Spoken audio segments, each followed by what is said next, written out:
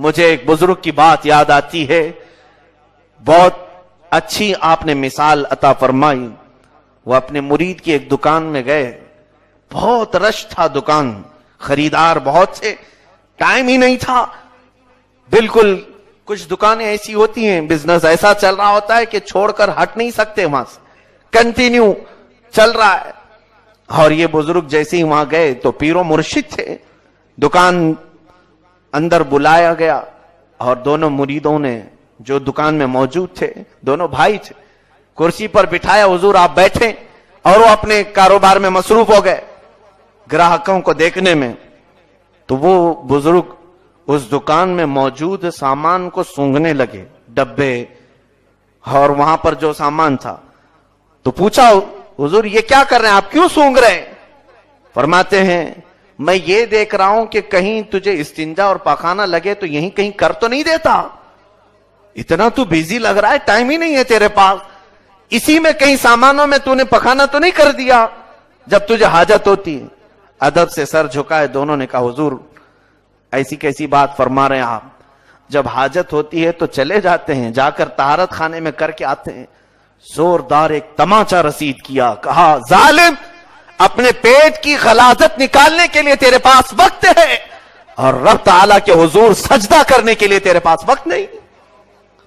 آج اکثر لوگوں کے حالات یہی ہیں، ہم اگر جتنے بھی مصروف ہوں اپنے کام میں، گھر سے اگر فون آ جائے بیوی کا، بچہ بیمار ہے، بچی بیمار ہے، یا گھر میں کسی چیز کی ضرورت ہے، اپنا بزی شیڈول بھی ترک کر کے ہم حاضر ہو سکتے ہیں۔ اگر کوئی سیٹھ بلائے رات کے 2 بجے اپنا بستر چھوڑ کر اس کے لیے ہم حاضر ہو جائیں، لیکن میرے مولا کی طرف سے 5 مرتبہ بلایا جاتا ہے، پیٹ پھیر کر بھاگے، اسے پیٹ دکھا کر کے جائیں، پھر رزق میں برکت کب آئے، ہماری یہ تمام پریشانیاں ختم کب ہوں؟ اسی لیے علامہ نے کہا تھا، علامہ اقبال فرماتے ہیں، وہ ایک سجدہ جسے تو گراں سمجھتا ہے، بھاری سمجھتے ہو، وہ ایک سجدہ جسے تو گراں سمجھتا ہے، 1000 سجدوں سے دیتا ہے آدمی کو نجات۔ ہر جگہ جھکنے سے ایک جگہ جھک جاؤ، یہ ایک سجدہ تمہیں ہر جگہ جھکنے سے بچا لے گا، ہر جگہ سر ٹیکنے سے بچا لے گا۔ آج ہمارے حالات کیا ایسے نہیں ہیں کہ ہم اپنے زندگی کے مختصر سے وقت کے لیے وقت نہیں نکال پاتے ہیں، رب تبارک و تعالیٰ کے حضور نہیں حاضر ہونا چاہتے؟ سنو پھر ہوگا کیا؟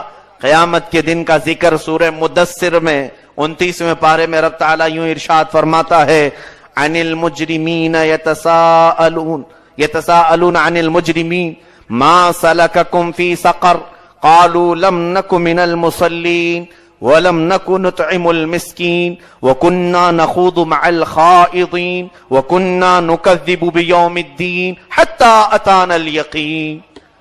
قیامت کے دن کا ذکر مولا فرماتا ہے جب مجرموں کو کھینچا جا رہا ہوگا، جب مجرموں کو پکڑ کر دوزخ کی طرف لے جایا جا رہا ہوگا، تو ہوتا یہی ہے کہ جیل میں پہنچے ہوئے قیدی آپس میں ایک دوسرے سے پوچھتے ہیں، بھائی تو نے کیا کیا تھا، کیوں آیا یہاں پر، تو کیا جرم میں جیل میں آیا ہے؟ جیل میں جانے کے بعد سب مجرم پوچھتے رہتے ہیں ایک دوسرے سے، اور قیامت کے دن بھی یہی ہوگا، جہنم میں جانے والے مجرمین آپس میں پوچھیں گے، کیوں تم کو جہنم نے کیوں پکڑ لیا، ما سلککم فی سقر، کیوں دوزخ میں تم گرائے جا رہے ہو؟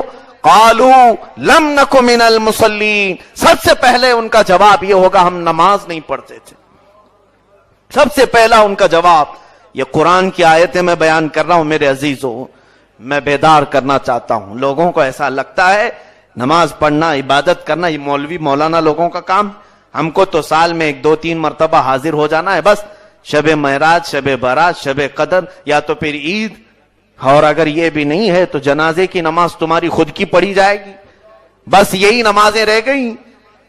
میرے عزیزو قیامت کے دن پکڑا جائے گا اور گھسیٹا جائے گا۔ اسی لیے فارسی کا ایک شعر مسجدوں میں اکثر لکھا جاتا تھا، پہلے میں نے دیکھا ہے اکثر، روز محشر کے جان گداز بوت، اولین پرسش کے نماز بوت۔ قیامت کا دن جو جان کو پگھلا دینے والا دن ہوگا، سخت گرمی کا دن ہوگا، سب سے پہلے تمہارے زندگی کے معاملات میں جو سوال ہوگا نماز کے بارے میں ہوگا. اگر اس میں بندہ نکل گیا تو دوسرے معاملات بھی اس کے پاس کر دیے جائیں گے, اور اس میں پھنسا تو ہر چیز میں پھنس جائے گا, ہر چیز میں پھنس جائے گا. باز آ جاؤ اور میرے مولا تعالیٰ کی نعمتوں کی اس قدر ناشکری اور نافرمانی نہ کرو. آخر یہ مجمع فجر میں کہاں چلا جاتا ہے؟ کیا یہ جمعہ میں زمین سے نکل آتے ہیں یا آسمان سے برس آتے ہیں؟ پھر یہ آخر فجر میں کہاں غائب ہیں, عشاء میں کہاں غائب ہیں؟ ٹھیک ہے, اپنے اپنے علاقے کے کام کاج میں مصروف ہوتے ہوں گے, لیکن میرے مولا کو پیٹھ دکھانا دنیا میں اچھا کام نہیں. اسی لیے میں یہ کہا کرتا ہوں, آ جاؤ رب کے پاس, ورنہ پھر تمہیں پکڑ کر کے لایا جائے گا, پکڑ کر کے لا کر تمہاری نماز پڑھائی جائے گی. وہ دن ہوگا جب تمہاری سانسیں اٹک جائیں, تمہاری روح قبض ہو جائے, تمہارے ناک میں روئی ٹھونس کر, تمہارے جسم کو کپڑے سے باندھ کر اور کفن میں لپیٹ کر رسیاں باندھ کر کے لوگ لائیں گے, پھر ہمارے سامنے رکھیں گے, اور پھر نماز تو پڑھنی ہی ہے, نماز اس پر پڑھائی جائے گی. اسی لیے عرب میں نے اکثر یہ مقولہ دیکھا, سلو قبل ان تسلو علیکم, یعنی اپنی نمازیں پوری کر لو اس سے پہلے کہ لوگ تمہاری نماز پڑھ دیں. اپنی کمپلیٹ کر لو اس سے پہلے کہ لوگ تمہاری پڑھ دیں. عزیزان گرامی وقار, آج میں دعوت دینا چاہوں گا, میرے آقا صلی اللہ تعالی علیہ وسلم کا لایا ہوا یہ تحفہ ہے اپنی امت کے لیے, میرے رب سے ملانے کے لیے. سب سے بہترین چیز میرے آقا نے یہ ہمیں نماز عطا فرمائی, عبادتیں. تمہارے رزق کا دروازہ بھی یہی ہے, تمہاری بیماریوں کی شفا بھی اس میں ہے, اور تمہارے بے قرار دلوں کا سکون بھی سجدے میں ہے, تمہاری بے نور آنکھوں کا نور بھی انہی سجدوں میں ہے, اور تمہارے گھبراہٹ, تمہارے ہر طرح کی پریشانیاں, بلائیں, ان سب کا علاج انہی رکوع اور انہی سجدوں میں ہے. بندہ جب اپنے رب سے قریب ہوتا ہے تو ظاہر سی بات ہے, آپ کو میں بتاؤں, سورہ فاتحہ کے متعلق میرے آقا صلی اللہ علیہ وسلم فرماتے ہیں, رب نے ارشاد فرمایا جب بندہ فاتحہ پڑھتا ہے تو آدھا اس کی طرف سے ہوتا ہے, آدھا میری طرف سے ہوتا ہے. اللہ جب کہتا ہے بندہ الحمدللہ رب العالمین, جس کا مطلب یہ ہے اے تمام تعریفیں اس اللہ کے لیے جو کائنات کو پالنے والا ہے. جواب میں رب تعالیٰ فرماتا ہے حمیدنی عبدی, میرے بندے نے میری تعریف کر دی ہے. الرحمن الرحیم, جب بندہ یہ کہتا ہے تو مولا ارشاد فرماتا ہے مجدنی عبدی, میرے بندے نے مجھے سب میں بزرگ کہا ہے. اور مالک یوم الدین جب کہتا ہے رب تبارک و تعالیٰ ارشاد فرماتا ہے میرے بندے نے میری بڑائی کا اقرار کر لیا ہے.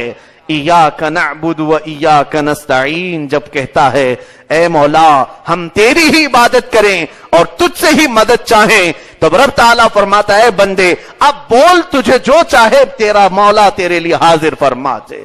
سورہ فاتحہ کے متعلق حدیث پاک میں یہ ہے جیسے جیسے تم آیتیں پڑھتے ہو تمہارے رب کی طرف سے بھی جواب آتا ہے.